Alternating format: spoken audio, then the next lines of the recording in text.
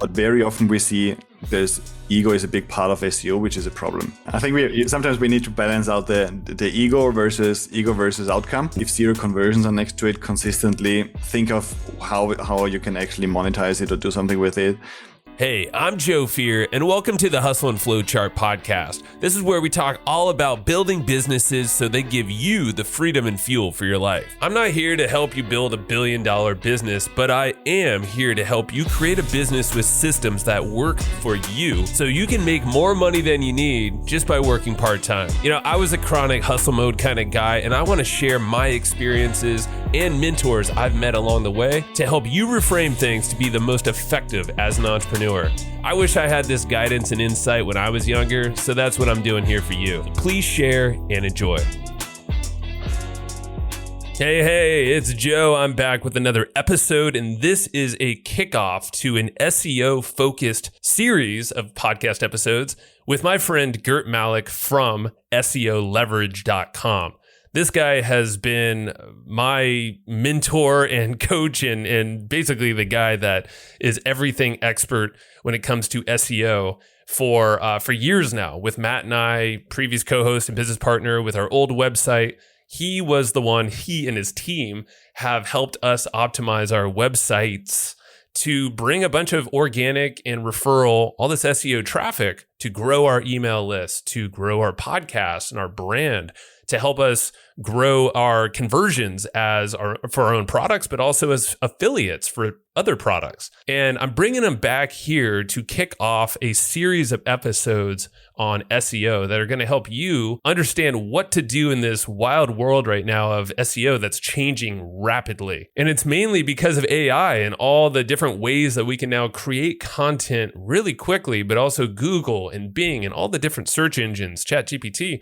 There's so many different ways that we're searching for information now and how this information is being presented. I want to make sure that you are clued in so you're not going to get lost in the sauce and drop traffic on maybe your brand and content that has been doing well over the years. Or maybe if you feel like you can optimize a lot of things from the past, those are the kind of things we're going to be talking about in this specific episode. So this is all about unlocking the power of SEO and AI.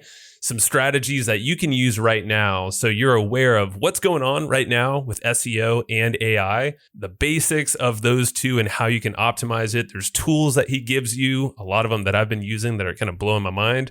There's ways to prepare yourself for the future and what's coming. He shares some case studies and also some very tactical ways that you can start optimizing or creating new content right now that will set you up for success as best as we could predict, because Gert's been doing this for 20 plus years. He has a team of over 30 people.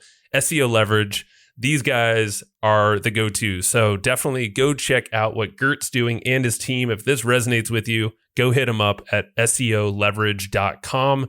So expect more like this episode. We're going to keep it punchy for you and actionable. Let's get into it. Gert, you're back. And it's been ages since we've had you on the podcast. Well, now it was we before, it was Matt on here. Now it's me. Right. Thank you for joining me again. And this is a kickoff for multiple episodes around SEO. And yeah, it's going to be fun, man. So how you doing? Definitely looking forward to it. Thank you so much for having me back. It feels ages. Lots of things have been going on here. around here. Kidding. And also in your world, in my world. So I'm absolutely looking forward to this. Yeah, man. So we've been chatting, and I got to give you big props because you helped me immensely when it came to, first the SEO and the Evergreen Profits domain. And that was our previous company with Matt and myself for almost 10 years or over 10 years. I was looking at it last night. I was like, wow. And then finally, it was just yesterday at the time of this recording, I did the domain switch or the change of address through Google. So now everything officially is pointing to hustleandflowchart.com. And it's you that assisted with this, with giving me the strategy and walked me through the 301 redirect, all the fun stuff that goes into that. So thank you. Yeah. No problem. Happy to help. Yeah. The SEO world's not easy, and it's changing all the time. So you're always the guy I think of. I know James Schramko, you're always on his podcast too. Kimmy Seltzer is another one. She was in a mastermind with you, I guess, the other week and mentioned you and how she's like, oh yeah, this SEO guy named Gert was like, he was just calling out all these things. Like, I'm like, yeah, I know him really well. And she's like, what? It's a small world, yeah. Especially it seems global, but it's a small world at the end of the day. Yeah, man. Hey, I want to pause this episode really quick to shout out a tool that you gotta have in your SEO arsenal. So with this episode with Gert, we're talking all about how SEO is kind of intersecting with AI, and things are developing super fast right now. And it's more important than ever for you to optimize your website, but really keep monitoring all these different changes. And that's why I've partnered up with Ahrefs as a partner and sponsor of this SEO series that I have on the podcast for you. And this is the first episode, so there's more to come.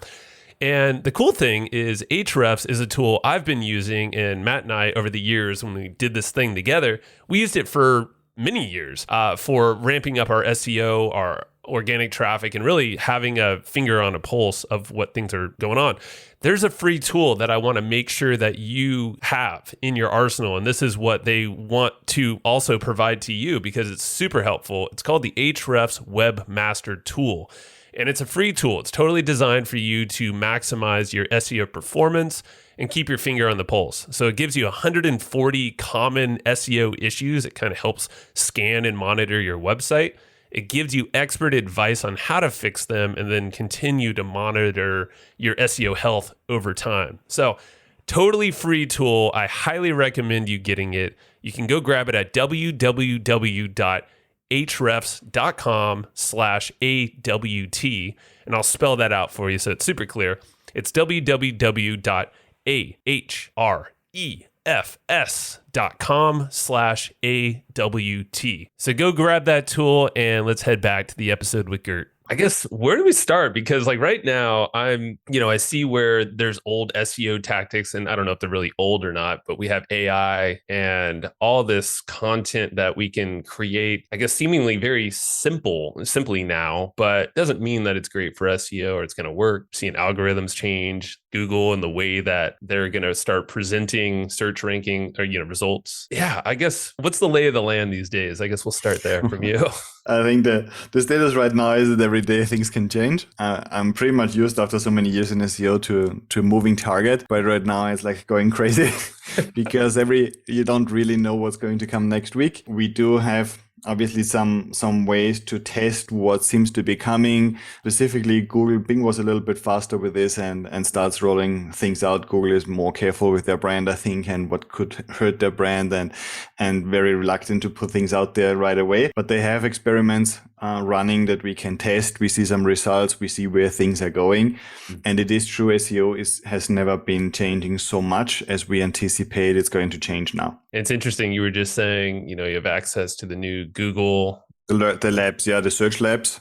Search labs, and there they have a test for the search generative experience, which is ultimately where Google starts answering verbally based on resources. And that's what's interesting. And I remember reading something maybe a few weeks ago when it was talking about that and how possibly, and I don't know if this is true, but like how it could possibly cut out a lot of content creators from being searchable in Google, or at least like discoverability is going to change. So I don't know if you have any perspectives on that or how we can kind of think about it. I think it's definitely going to change, but it's going to change in two different ways. On the one hand, we have to assume, and it's even that Google just continues their way of having the user in mind and the user's happiness. So they come back to Google tomorrow to do their next search. And what this means is that we have to accept that sometimes it's really the best thing that can happen for a user that Google gives them the answer if they know it. So I don't have to go to a specific website to know Barack Obama's birthday. Google is just going to give me the answer. And as a user, I appreciate it. I don't have to check your website to find out the height of the Eiffel Tower.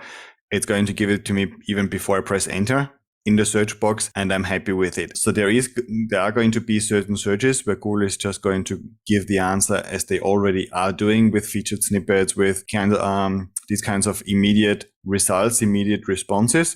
We call those very often also the zero-click searches. You might have search volume, but no click comes really to a website because Google just gives the answer.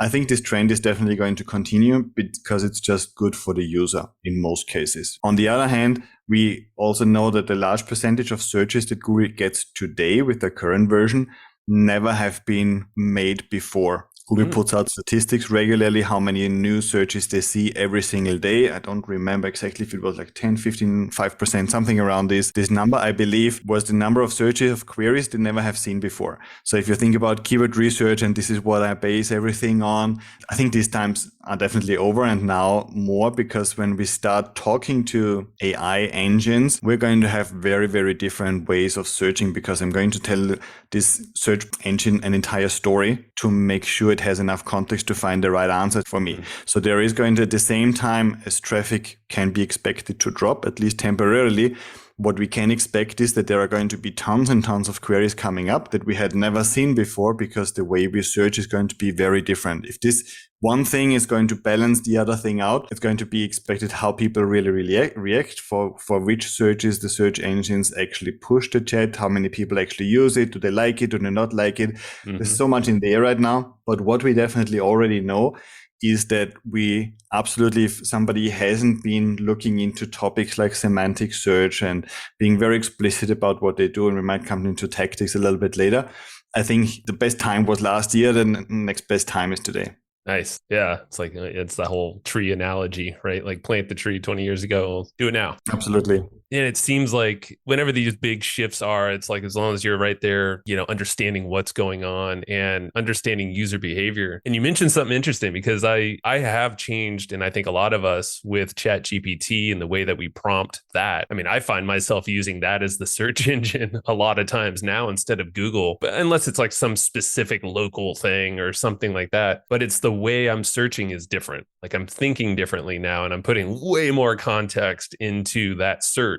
through ChatGPT. And I love using the app, with ChatGPT Plus, and I'll just ramble for like a minute. And then that's Absolutely. my search in a way. It's fascinating. I had yesterday, I think one of the last clients I would expect to jump on something like this so fast was showing me his app, or his way of accessing AI. And he just has a WhatsApp chat that acts as an AI chatbot, and he just asks questions there, right? So people that are even not the most technology savvy audience really jumps on this, because it feels natural. And I think this is the big power, and this is why ChatGPT has had so much success, because it's what we always wanted. We wanted to just talk to this computer, not use this keyboard and be forced into thinking in a technical way about certain keywords. We would just want to communicate. That's right. Yeah, communicate naturally. It'll help us kind of decipher what that means in a context, and then give us results that actually matter. And so are you seeing Google kind of doing possibly something similar, and then maybe citing sources and then allowing people to kind of go deeper that way? We're going to see about the citing one. I think this is where we in the experiment see that sometimes you would expect really citations, and they might not be linked, they might not even happen. This is definitely a topic I think that's going to create quite some discussions before this actually gets launched, because obviously if there are no citations, what about the copyright? Can they use it? Can't they use it? How much is really goes back to the original author, or should go back to the original author? Are they going to be compensated? There are a lot of topics in the air, I think, but I would expect Google is going to provide long-term a way to dig deeper, a way to figure out who was behind it, just for legal purposes. And then again, Google is going to continue to provide a normal traditional search, because this first result might not just be good enough. Some users might not want to have the chat response altogether. Like right now, they have certain search tools nobody uses, just we use in SEO probably. True. Yeah. So I think they're going to give different options for different audiences, and there might be a bunch of people who don't want those chats. Yeah, that makes sense. And I've thought about it that way too. It's like there's multiple ways to find the information you're after, and it's not one size fits all, especially not these days. Absolutely. And one thing I've heard also, I would love to credit someone about this, and they said it's probably going to be related to how many ads are showing on top, which makes sense from Google's perspective. If I have 4 ads on top, I'm not going to put a chat response on top of it. So they might relate this to how competitive a term is, whether they trigger or not the chat response. So this is also something to factor in. They're not going to eat up their own revenue, possibly short term to not lose market share, but long term, they're definitely going to make sure they keep up their revenue figures. That's a good point. All right. Well, this is all good perspective. And these are questions that have been pinging around in my brain for a while since seeing this come out. And I think I'm on the wait list or something for Google Labs, so I'm going to start poking around. I might have access as well, but yeah, either way, let's all get in there and at least toy around and get familiar with what's coming. Google's not going away, and I know they're not going down without a fight with Bing. I know they're paired up with ChatGPT, so it's interesting. Gert, I want to get into, because like with this episode, I really want to figure out where that intersection of AI and SEO is now, so we can give some actionable things. Obviously good strategies, context, but then say like, all right, what are the action steps? Because this is kind of like the start of a series of SEO episodes with you and I. And definitely I want to, because there's importance behind SEO. So you're obviously given a bunch here, but also let's talk about like the basics of what we should know now and how we can use AI to optimize SEO the best we can right now. I think there have been quite a few shifts in the last year, maybe last 2 years. And where we see in SEO, the biggest shift is in content creation. So really summarizing it, the days where you start with a blank document are over, right? You, as an agency, as somebody working in digital marketing, as somebody creating a considerable amount of content, you're always going to start with at least a very detailed outline, but probably an automatic draft. How you come to this draft can be different, right? So you can, at a very basic level, people try to use ChatGPT and say, write me a blog post about SEO. And something is going to come out of it. It's probably useless and worthless, and you can throw it away. But this is how we figure out that the more context the machines have, the more they're going to come close to a usable draft. And this is where I have heard this comparison, which I found really accurate. ChatGPT or other tools are like an intern with not too much experience. Right? And if you tell an intern, write me an article about SEO, they're fresh from university, they are going to produce something that's about SEO. It's not going to be at all in line with what you expected, but you have to train this intern, you have to train the machine, the program, the software, etc. And now that we have tools like AI PRM, for example, that handles templates for prompts, and you can share them, you have them public. It's a really good tool. We have terminology like prompt engineering now flying around. So there's even a new high-paid job apparently to figure out the best way to get the best results. There's an entire new industry coming up. And then you have tools that prepare certain things. There are tools like Surfer AI or others as well that just ask you for a keyword and then really do the research. And it takes a few minutes, but they come out with a really good first draft already. But you could also possibly feed additional context in for the machine to actually understand where you want to go. So SEO today is really making sure the content creation is as efficient as possible. Why? Because this goes together, from my perspective, with another concept that has been around for a while, which is topical authority. So go 2 years back, roughly 3 years back, we already knew that if you write a lot about a certain topic, you are seen as an authority around this topic. It just makes sense. This person among your friends that's always talking about CrossFit. Yep. They probably know a thing or two about it, right? On the internet, the same. This website is always talking about SEO, probably have some experience with SEO. It just makes sense. And especially if the content is quality. And this is what we have been trying to emulate for quite a while already with articles. Just that it was really, really costly until now, because getting a human writer to write this piece of content and do this 50, 100, 200 times in order to establish topical authority is time consuming, but it's also very expensive. Now, fast forward a little bit, you have AI tools, and now the process gets more efficient, but it still doesn't mean that you can just fire up an AI tool and you're done. Yeah. So the idea here then would be to, figure out that topic. And ideally, it's something you've been doing for years, and to focus there. And because I would imagine with any changes Google's going to do or Bing, they're going to carry that same kind of theme, because that's just how humans work anyway. They want that trusted authority, that top of mind. So Google's going to probably rely on that type of authority virtually. I think niching down has always been a good idea, but especially now. What I actually try to train my team a little bit on now is to think like a machine. We have been trying a few years to get them to think more like humans, and they engage with the content and stuff like that. We're going the other way around. For me, SEO has becoming really technical these days. So we try to really think, what is a machine that's processing this text, that's trying to make sense of this text, actually going to think. And if you think about a website that talks a little bit about everything, podcasts very often have this problem. What should Google really rank? What are you really an authority for, right?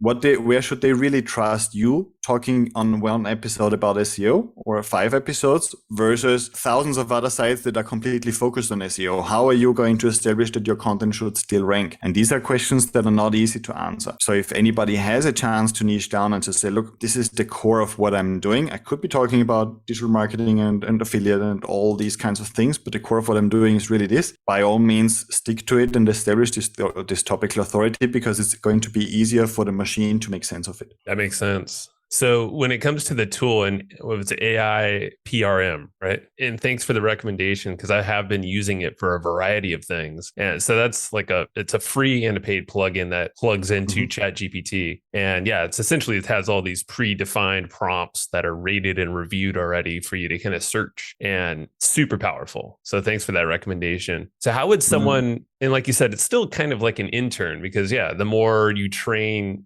any large language model like ChatGPT, the better it gets, just like an intern, I guess, would be, if that were to be a person. So would you say start with a draft? Like, let's say we're niching down, or we already know our niche, but we just want to expand on the topics within there. Is that how you would start as a first draft, and find one of those prompts? And then I'm sure there's a process behind that as well. I would definitely just find your own process that works for you, right? So I have, for example, in my Notion app, I have a document where I have a little bit of a questionnaire and say, okay, I'm going to use this whenever I go to ChatGPT. Before I ask ChatGPT to produce a draft for content, I go to my Notion tab and fill in all these blanks. And there is one that says target audience, : There is another one that says length, : There's another one that says facts, : And I would go literally through this and say target audience, e-commerce sites, site owners, right? Facts, X amount of users do not click on a search result because we have 0 click search, or I don't know what. You give it just the facts that you actually want to transmit. And then the last line is, now based on all of this, create an article for a blog post, for example, and things like those. So it's going to process this. Again, thinking like a machine, is going to process all the information I've given it on top. And then it's going to see this line that says, now write a blog post about this. So the better we get at giving this context, the better the outcome is going to be. Again, I would tell this intern, look, we need a blog post. This is the person that's going to read it. This is what we want this person to do afterwards. So we need to have some calls to action. The call to action is an ebook. So you build up in the content to download this ebook, because it's going to give the answer. You would kind of brief them. And the briefing is probably what you could look at when you look at this prompt. It's a briefing for this machine about what you want out of it. I like that. Yeah. And then those briefings are pretty much what now has value, so to speak. Like an app store, and AI PRM is one of the first platforms, I think, that did this. There might be others coming as well, but they were really, really fast in providing this platform. And there you can not only manage your own prompts, but you can also use other prompts. You see reviews, you see prompts that have been used 50,000 times, 500,000 times and upvoted and stuff like that. And you can just use them either with, depending on the subscription, I think, with viewing how they were made, or just using them, and then get really good quality out of it. I like that. I like the reframe of briefs. Yeah, it's like, that's like a template of briefs, AI PRM. And like, yeah, with any kind of ChatGPT use, you're going to want to refine that based off of whatever context you want to give it, and figure out the outline. So I know you have great outlines for like the structure of your posts, but also it's like us listening right now are talking, like we might have our own that work for us and our audience. Maybe we can refine it a little bit for SEO, with certain things like a table of contents. I know that's something you recommend at the top of some of these posts, and headers and all that fun stuff. But that kind of goes back to the basics, right, of SEO and technical SEO, I would imagine. A lot of things definitely haven't gone away. User experience is still a big one. Ultimately, you also want the traffic to convert, so you need to factor this in as well. What are they going to do? What is it they're supposed to do? What do they want to find out from this article? Why did they come?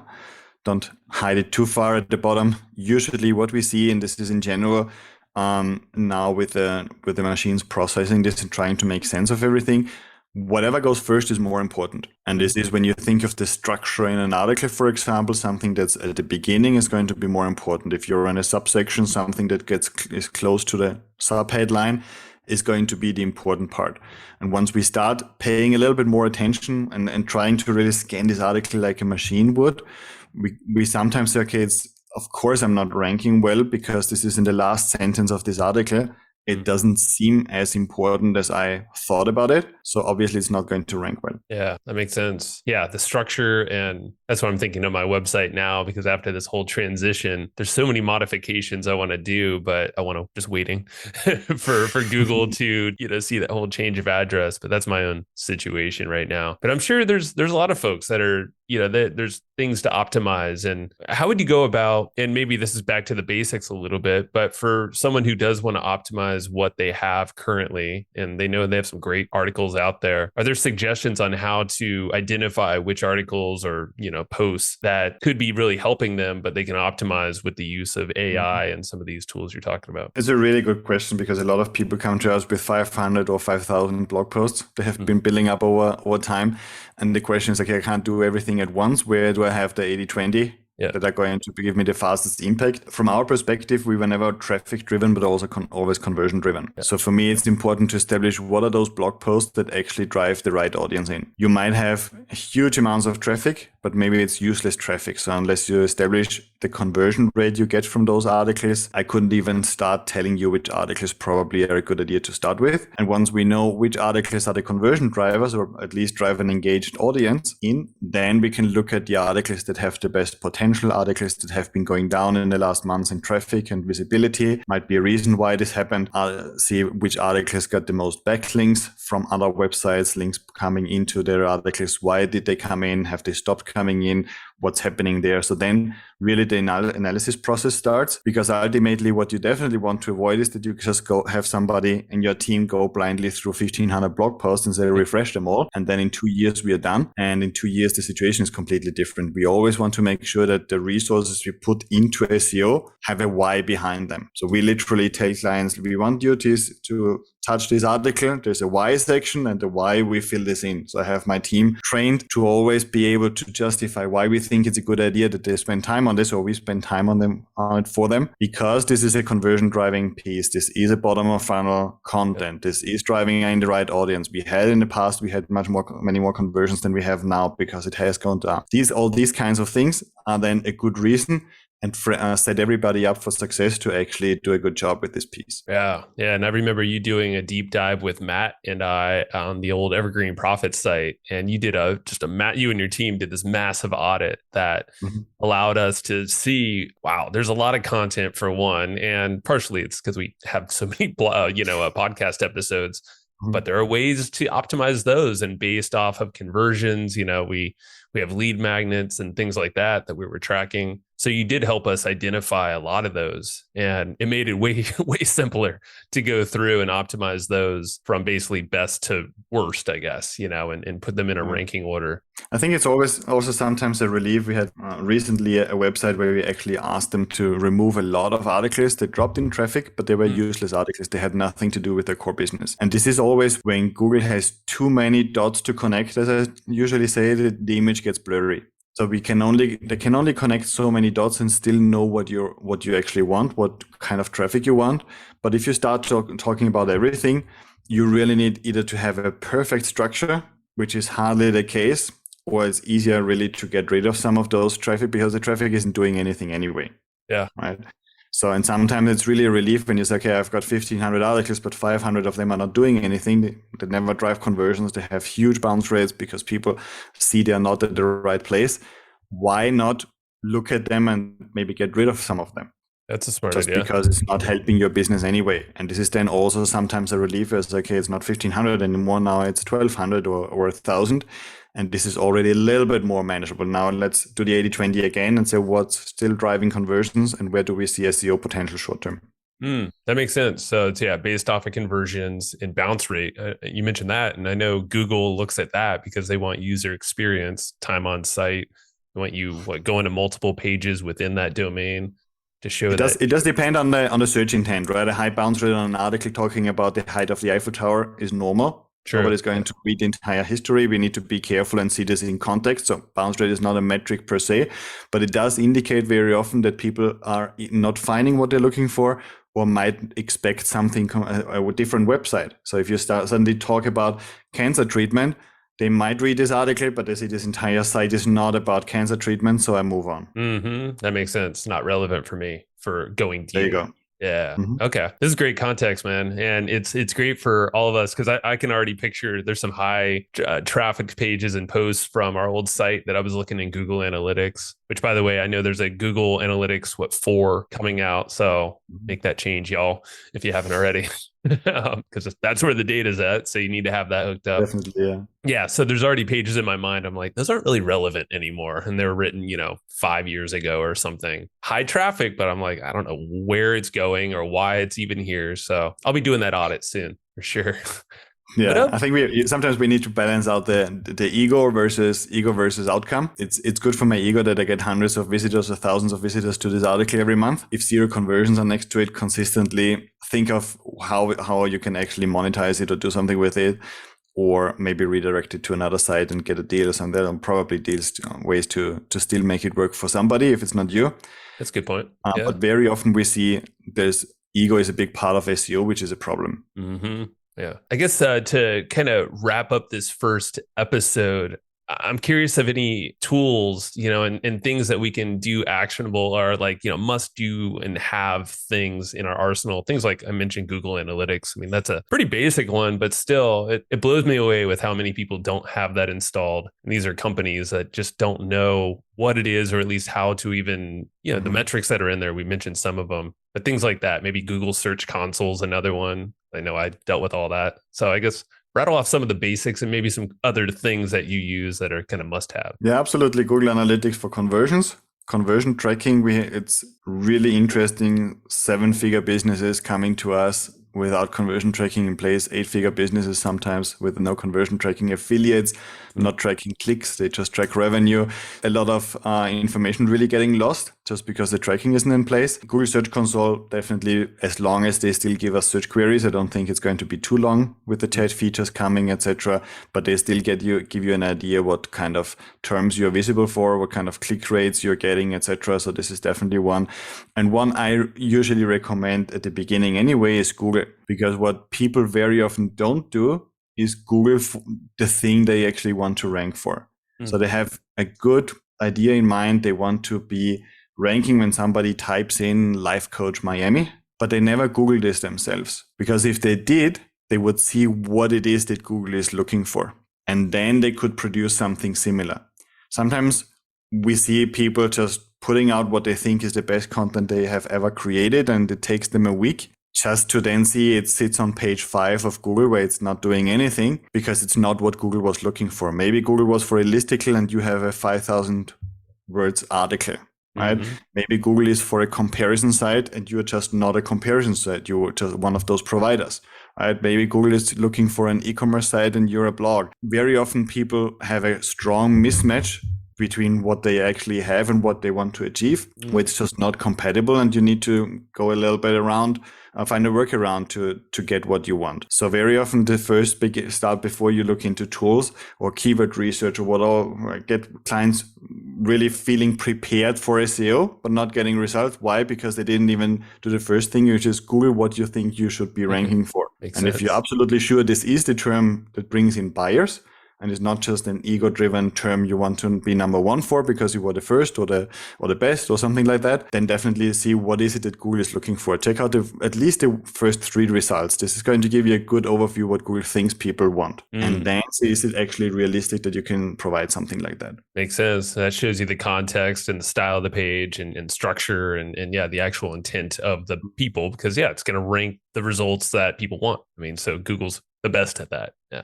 Absolutely. And then really, I think I do recommend these days ChatGPT, just to really get a little bit into this mindset of what this could mean or how it can actually help you, and get a little bit smarter about giving enough context to a tool in order to get something back. And this really at the very basic level can be analyze your persona. What are the pain points of your audience? What can be, how can I structure a content? Is this a content for a blog? Is this a content for a sales page? Is this an FAQ section, right? What kind of questions could come up that I could deal with? What kind of topics am I missing in this article?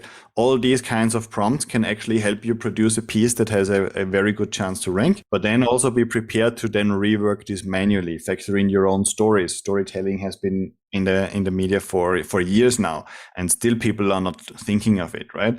And ultimately, it's one thing to drive traffic. It's another thing to actually get this conversion happening. So there needs to be a human element. It's not going to be the spun content from ChatGPT only. That's going to do it. And then one thing we always need to take into account as well is the information gain, which means what are you actually contributing in your article to the internet that wasn't there before, or that you see in a completely different way? Where are you adding value? ChatGPT and the likes are just going to spin the content that's already there and predicting what sounds like a good answer, but it doesn't have to be one.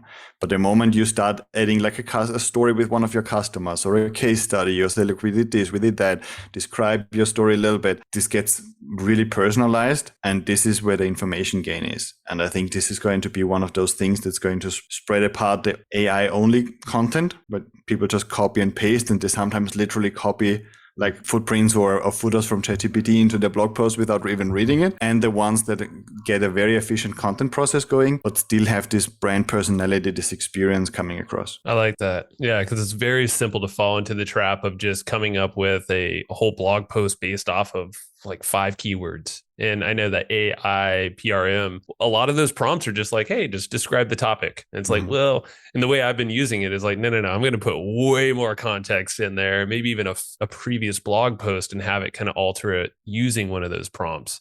Because it is very easy to just get the spun content and then feel like you did it. But you're right. You need to add that your own human element, your own expertise. That's how obviously the large language models get smarter as well. But you know what? At least if it's sourcing from you, don't forget about your own brain. Absolutely. And I think podcasters in this case are now in a very good place. If you remember all the transcriptions that podcasts usually used, now you can just take this transcription. This is your material, right? Yep. Use it as the source and get it written into an article, for example. Bingo. Or get an article, extract the top 10 factors for SEO in AI times from the transcription, and put in a piece of content together, get it, write a summary that you can use on social media, and then edit this a little bit, right? I would always have a human element editing the content. We at SEO Leverage, we still use filters. So to check, does it automatically get flagged as AI content, or does it today, for example, at least passes non-AI content? We don't know what's going to happen tomorrow. Just to be a little bit on the safer side, we don't know how Google is going to react to AI content at scale. But the fact is that AI is here to stay, and Google is not going to force anybody to work like 10 years ago just because they can't handle AI. Yeah. I love it, man. Yeah. So a lot of us that are sitting on content, that's where I'm always thinking podcaster, that's one thing, or just spilling out content. I feel like a lot of us, and because it's easier to chat, I feel like those kind of things out. But think of even people with courses. There's a lot of folks with old courses that are unique to you, your processes, your IP. Well, those could be also loaded into ChatGPT and structured in a way that maybe can become a blog post or an outline for a podcast, potentially, like something that can assist you. So lots of uses of the AI tools and how you can layer it with SEO for sure. Gert, thank you for one, because my brain's already spinning. You're giving me a bunch of ideas as always. And awesome. I know that's what everyone says when they chat with you. So I want to invite people to go reach out to you if anything pinged in their brain, because all of us, obviously we need to be prepared for the changes to come and the things that are happening now. And especially if you're sitting on a lot of content in a website that has conversions in mind. I mean, you have helped us tremendously over SEO Leverage. So I don't know if you want to talk a little bit about briefly, or, I know SEOleverage.com gets you there and you can chat with the guys, you and your team. Yeah, absolutely. I think this is the best. I would love to chat. Obviously, I think one thing that's really important is that we see that SEO has changed a lot. So we see a lot of people coming and say, look, I have a good understanding about SEO. I got to a decent point with SEO. Just maybe in the last 2 years, it started slowing down a little bit, etc. In the last 2 years, a lot of things have changed, and it's getting very, very technical. And the normal thing is when you brought your business to a certain level that you just can't keep up with everything. And you might have somebody for Facebook ads and maybe have kept SEO always on your end because this is how you grow your brand, etc. I believe we're at the level where this is not possible anymore, or hardly realistic, right? When business owners come to me and say, no, I'm going to handle all this, we know it's not going to happen. So at this stage, we pretty much work only with teams, small teams at least, or they outsource the work to us directly. just because it has gotten so complex that it's enough if you have to approve and edit some articles here and there, but you just can't keep up with the fast movement. Yeah. It is where I'm always happy to chat and explain a little bit what the situation is like today, what has actually changed in the last years, just to set everybody up for success, but also see that there is still a lot of room in the SEO world. In Google. Google is not has always been, although they had so many algorithm updates, they have sent us more and more traffic to websites in general. So it is to be expected that the new changes might reduce on one end, but might also compensate on another end how much traffic comes to us and how much visibility we get for our brand. Yeah. And definitely over the years, Matt and I, we realized how much SEO carried our business. And it wasn't just for the ego traffic sake, it was conversions. That's how we made a ton of affiliate conversions, and our own product sales grew. This podcast was through SEO and your help. So that's why I was like, okay, Gert's the man. We're doing a series here. Because you have been asked, and there's a friend of mine, Dan Ryan, he said he loves you, follows all your stuff. There you go, Dan. He always loves a good mention. And he respects the numbers. Oh yeah. So you'll be back for more. So yeah, absolutely, will be my pleasure. Thank you, man. So SEOleverage.com is how you get to Gert, and yeah, go check out what he's got over there and how he can help. All right. That's what I got for you today. And remember, it's not all about living to work. It's all about working to live, if you need to do the work. But work can be fun, and it should be fueling for your life. So if you enjoyed what you just heard, if you got some nuggets of wisdom that you want to share, or you're just noodling on right now, please go tell others the way that people find this show and how you can help others get their aha moments is through word of mouth. So if it is telling your friend, telling your family, sending an email to your list, writing a review, or whatever it might be, everything helps. So thank you so much for listening to the Hustle and Flowchart podcast, and I will see you next time.